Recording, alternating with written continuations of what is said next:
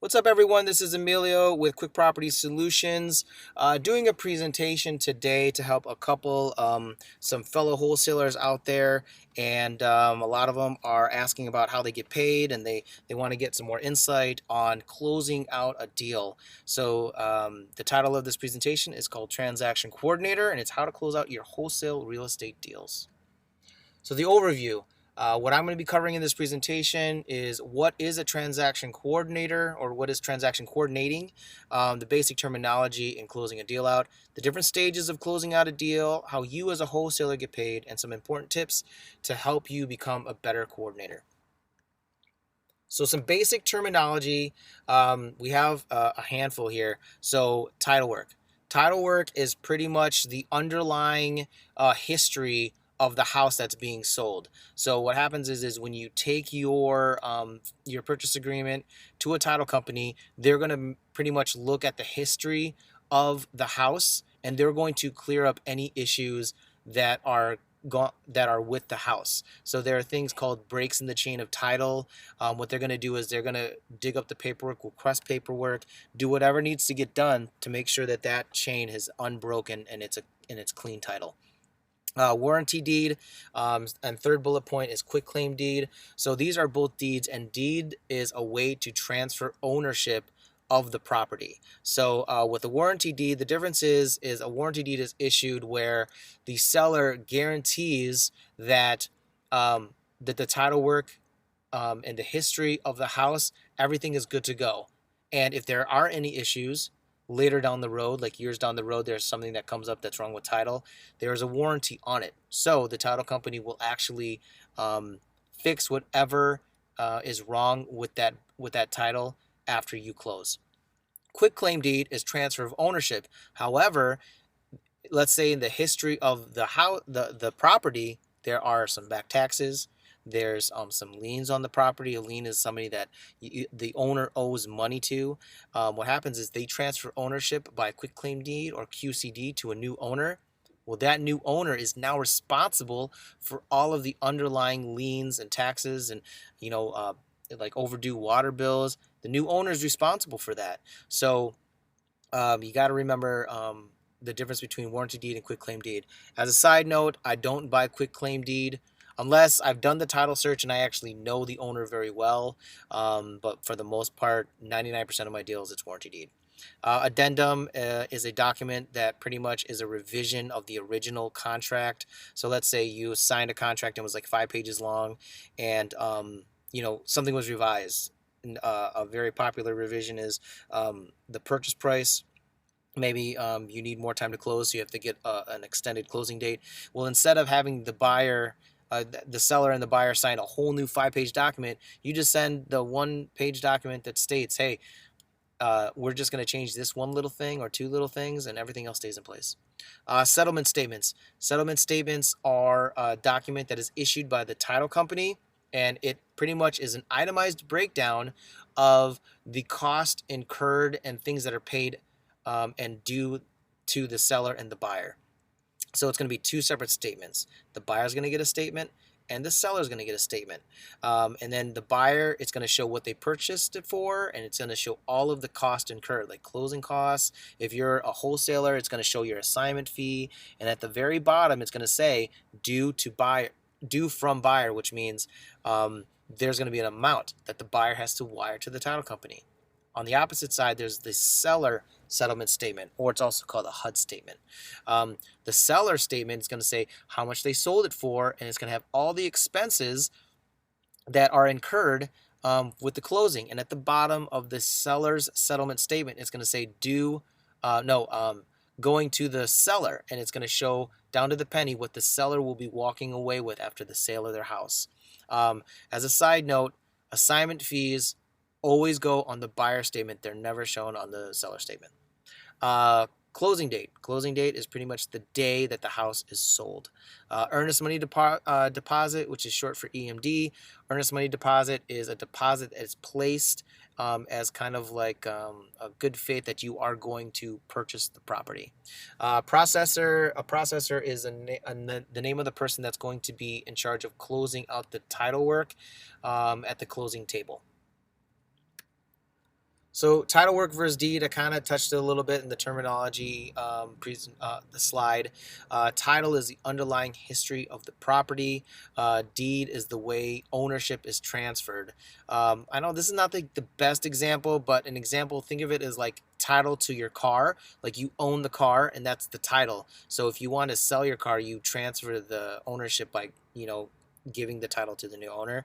And the Carfax, when you try and find out has this car been in an accident, if the bumper was replaced or is it wasn't a major collision, things like that. That's like the title work.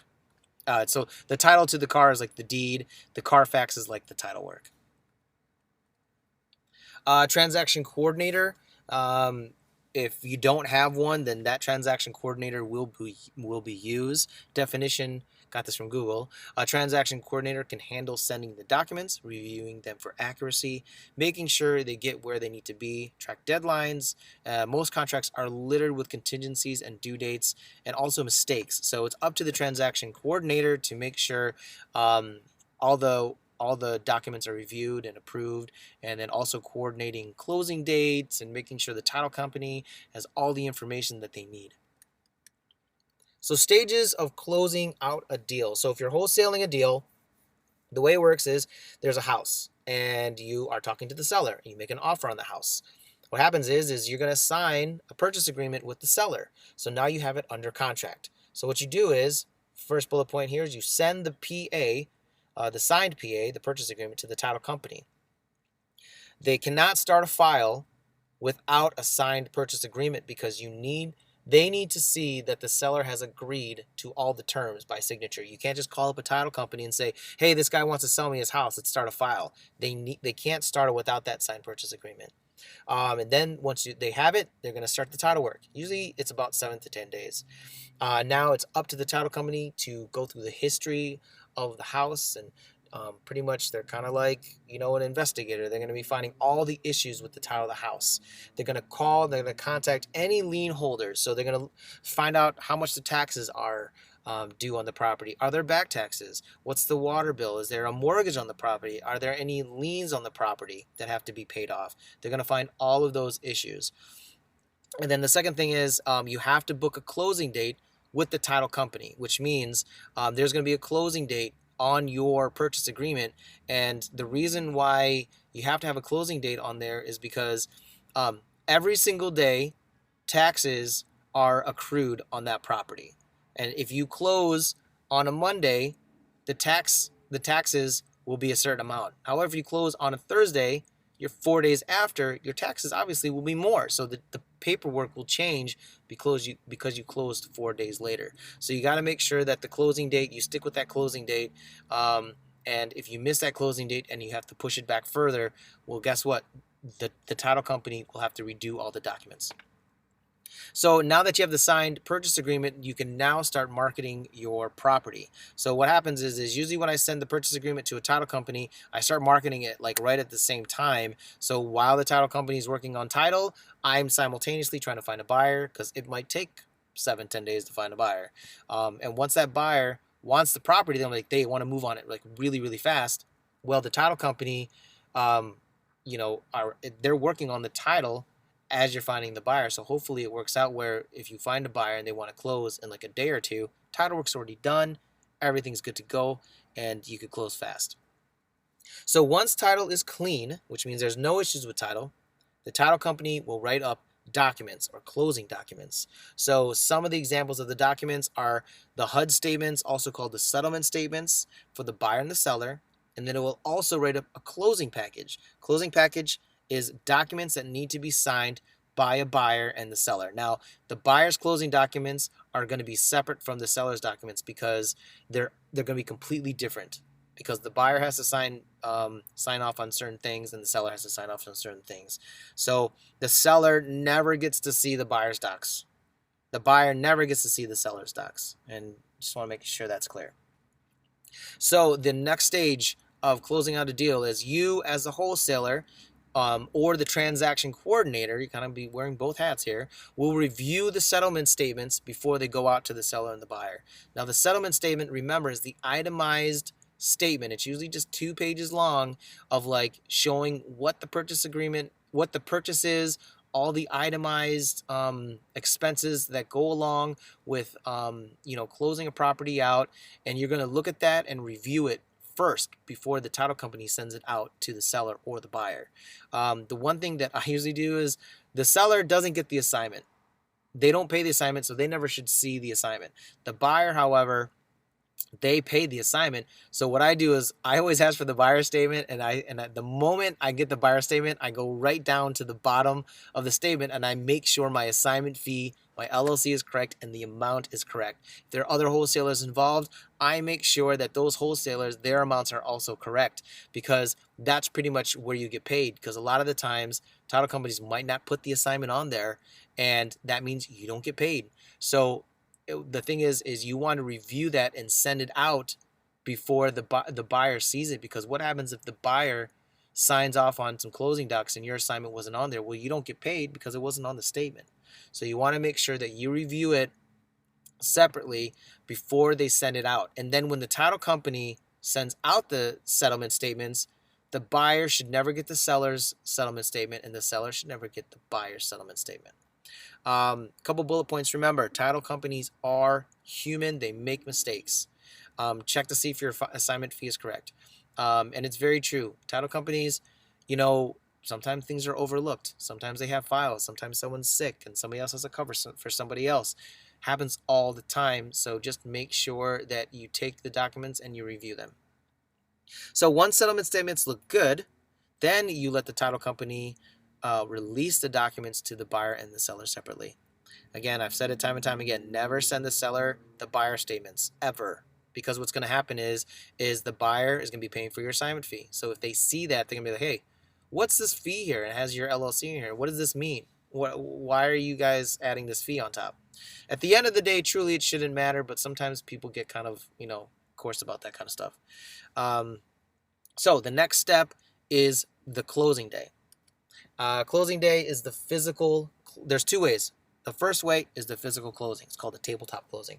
That means the buyer, seller, and the processor, that's the title company employee, they sit at a physical table and they sign the documents at the same time.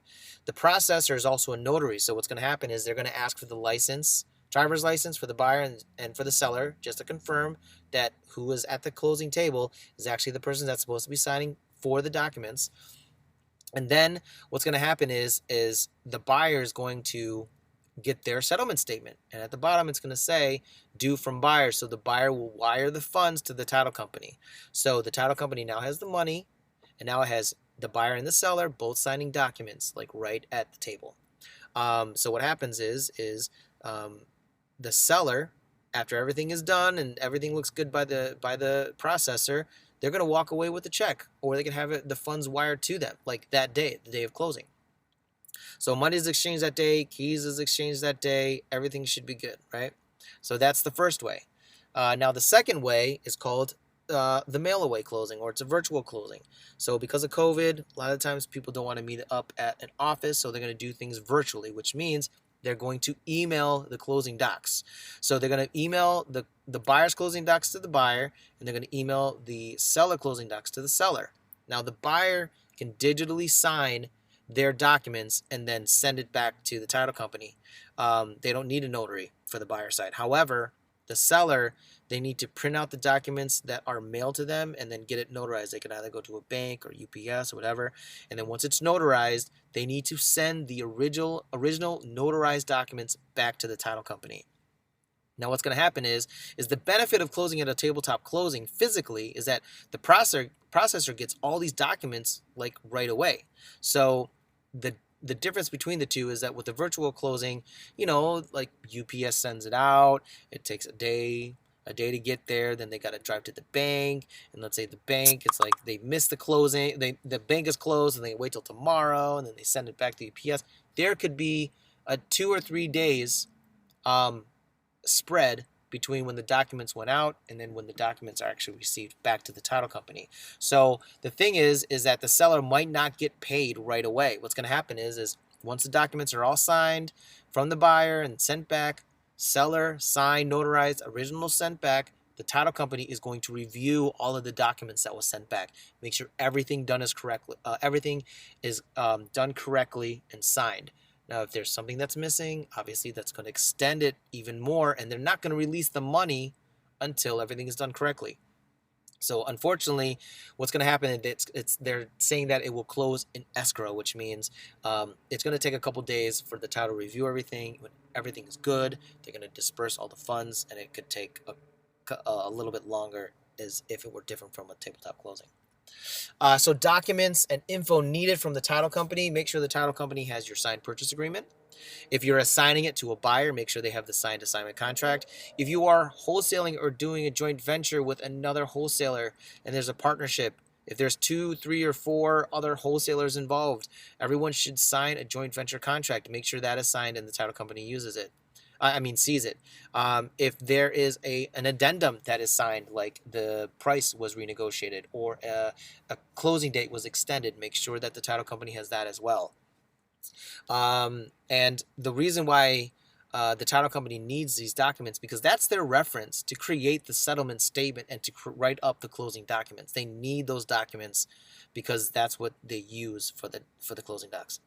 The title company will also need all the parties' contact info. They're going to need the seller's name, the LLC, the phone, the email, buyer's name, their LLC, also the buyer's mailing address. What's going to happen is the title company is going to send the deed to the county to get recorded.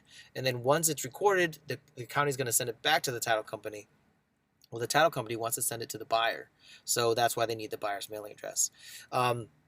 They also need contact info for all the wholesalers that are involved. If there's like 2 or 3 wholesalers involved, they need all that information, because if they need to contact somebody, they need to know who to contact. Tips to being a successful transaction coordinator: double checking, and accountability. So pretty much what you're doing is, again, like I said, title companies, they're human. We're human. So we all have to work together to make sure that everyone's on the same page, everyone has reviewed the documents, and everybody is double checking. And when I say accountability, I'm saying that, like, if somebody has a closing date and you ask, like, hey, we want to close on this date, and you don't hear back from them, you got to keep double checking with them and following up to make sure that the closing date is good to close on. Constant communication with all parties. So as a transaction coordinator, I don't let a day go by without calling the title company and just verifying that I have all the documents or they have the documents, and vice versa. I call buyer, seller. If there's documents needed and I don't have it, call them until they have it. Keeping track of important dates. Most important date is the closing date. Make sure that the closing date, everyone knows what the closing date is. If it's a physical closing, make sure the seller, actually this is the 4th bullet point, ability to coordinate with the buyer and seller for their availability. If you say, I want to close on a Thursday, but the buyer has work and they can't close, the seller is going to be out of town, you have to coordinate and find out when everybody can be there, and you have to, have that ability to coordinate with everybody.